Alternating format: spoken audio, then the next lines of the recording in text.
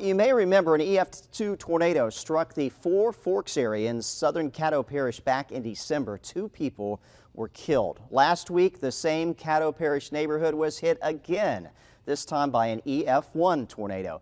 KSLA News 12's Jasmine Franklin spent the day in that Four Forks neighborhood. Jasmine, how are those residents feeling being hit by 2 damaging tornadoes within the last 6 months?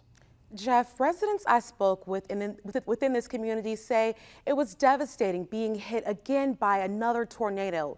Now, people in Four Forks neighborhood say besides experiencing the catastrophic damage, they still face power outages from last week's tornado. One resident says he feared for his family's lives when he felt the storm. I was experiencing house shaking, and I was hearing a lot of the branches flying all over our roof. I did hear the tree that right here fall. It was a loud crackle and boom. As residents in the Four Forks neighborhood were trying to recover from a devastating storm, 6 months later, another one ripped through. I noticed a gush of wind started going, and I looked out the side of the window and I started seeing the tornado just gaze its way right through the alleyway right here. Last December, an EF2 tornado touched down. 2 people died. Last week, an EF1 tornado hit the same area.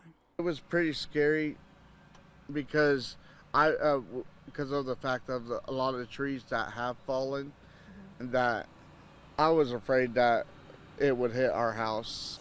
Dunn says there was no damage to his home this time. However, across the street, a tree went through his neighbor's bedroom. Their tree went right through their bedroom, and I can't even imagine what they're feeling. Although his family has experienced power outages for several days, he says he's staying positive. For our kids' sake, yeah, we're trying to be as positive as best as possible.